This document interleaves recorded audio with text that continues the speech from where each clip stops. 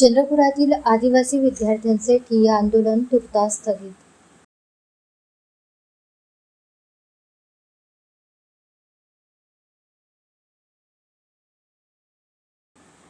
महाराष्ट्र शासनाच्या आदिवासी विकास विभागाने 5 ते 14 ऑगस्ट रोजी जारी केलेल्या वसतिगृह प्रवेशासंदर्भातील नव्या शासन निर्णयाविरोधात चंद्रपुरात सुरू असलेले आदिवासी विद्यार्थ्यांचे बेमुदत ठिय्या आंदोलन तुर्तास स्थगित करण्यात आले आहे। पालकमंत्री तथा राज्याचे आदिवासी विकास मंत्री डॉक्टर अशोक उईके यांनी विद्यार्थ्यांशी फोनवरून संवाद साधून मागण्यांबाबत सकारात्मक भूमिका घेतल्यानंतर विद्यार्थ्यांनी हा निर्णय घेतला आहे। शासकीय आदिवासी मुलामुलींचे वसतिगृह क्रमांक 1 व 2 मधील विद्यार्थ्यांनी नव्या प्रवेश नियमाविरोधात एकात्मिक आदिवासी विकास प्रकल्प कार्यालयासमोर सलग 4 दिवस मुक्कामी ठिय्या आंदोलन केले। नव्या नियमांमुळे ग्रामीण व दुर्गम भागातील अनेक आदिवासी विद्यार्थ्यांना वसतिगृह प्रवेशापासून वंचित राहावे लागण्याची शक्यता असल्याने विद्यार्थ्यांनी आंदोलनाचा पवित्रा घेतला होता। या पार्श्वभूमीवर पालकमंत्री डॉक्टर अशोक उईके यांनी विद्यार्थ्यांशी थेट संवाद साधत त्यांच्या मागण्या जाणून घेतल्या। ग्रामीण आणि दुर्गम भागातील कोणताही गरीब आदिवासी विद्यार्थी शिक्षणापासून वंचित राहणार नाही अशी ग्वाही त्यांनी दिली।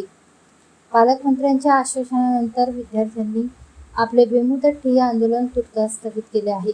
मात्र दिलेल्या आश्वासनांची लवकरात लवकर अंमलबजावणी झाली नाही तर पुन्हा तीव्र आंदोलन छेडण्यात येईल असा इशारा विद्यार्थ्यांनी दिला आहे। दरम्यान आंदोलनाच्या पार्श्वभूमीवर सुरक्षेच्या दृष्टीने रामनगर पोलीस ठाण्याच्या पोलीस निरीक्षक प्रभावती एकुर्के यांच्या नेतृत्वाखाली पोलीस बंदोबस्त तैनात करण्यात आला होता। गेल्या 4 दिवसापासून चंद्रपूर येथे आम्ही प्रकल्प अधिकारी ऑफिस येथे आपण उपोषणाला बसलेलो होतो। जीआर संदर्भात जो मुद्दा होता त्याच्यावर आमची पालकमंत्री साहेबांशी चर्चा झालेली आहे आणि त्याच्यामध्ये पालकमंत्री साहेबांनी अशी तरतूद टाकलेली आहे की वयाची जी अट आहे ती 30च राहणार, पण जो स्वयंचा मुद्दा आहे तो तुम्हाला अनलिमिटेड मिळणार। म्हणजे की तुम्ही जोपर्यंत पात्र आहे किंवा जोपर्यंत तुमची शिकण्याची इच्छा आहे तोपर्यंत तुम्ही शिकू शकता। आम्हाला ही बाब कुठेतरी असं वाटलं की ठीक आहे, बरोबर आहे। आणि कसं आहे, मुलांच्या तब्येतीच्या अनुषंगाने बघून आम्ही आंदोलन तात्पुरत्या स्वरूपात स्थगित करत आहोत आणि काही मुलं नागपूरला जाऊन प्रत्यक्ष पाठिंबा देणार आहे। गेल्या 4 दिवसापासून आमचं इथे आदिवासी प्रकल्प कार्यालय इथे ठिय्या आंदोलन सुरू होतं। आंदोलनात आम्ही प्रकल्प अधिकारी यांच्याशी संवाद साधलो आणि चर्चेनंतर प्रकल्प अधिकारी यांनी आदिवासी विकास मंत्री यांच्यासोबत चर्चेत आम्ही चर्चा केली आणि चर्चेअंती आम्ही आमचं आंदोलन इथे स्थगित करीत आहोत। चंद्रपूर प्रकल्पांतर्गत असलेले जे मुलांचे आणि मुलींचे वसतिगृह आहे चंद्रपूरचे, तेथील विद्यार्थी आता येऊन भेटले मला। आता 11 वाजत आहे।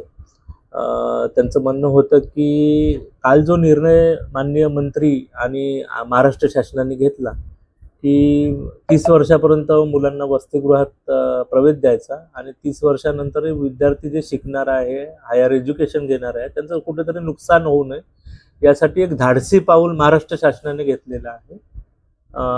त्याचं कन्फर्मेशन विद्यार्थ्यांनी माननीय मंत्री महोदयांशी चर्चा करूनच केलं। प्रत्यक्ष मोबाईलवरून माननीय मंत्री महोदयाशी विद्यार्थ्यांची चर्चा करून दिली। माननीय मंत्री महोदयांना विद्यार्थ्यांनी सांगितले की 30 वर्षापर्यंत विद्यार्थ्यांना वसतिगृहात प्रवेश दिला जाईल आणि 30 वर्षानंतर स्वयंमध्ये त्यांना लाभ घेऊन आपलं एज्युकेशन कंप्लीट करता येईल। विद्यार्थ्यांनी ते माननीय मंत्री महोदयाचं जे म्हटलं आहे ते ऐकलं आहे आणि जे चंद्रपूरला मागच्या 4 दिवसापासून जे त्यांचं उपोषण सुरू होतं ते त्यांनी स्थगित करण्याचा निर्णय घेतला।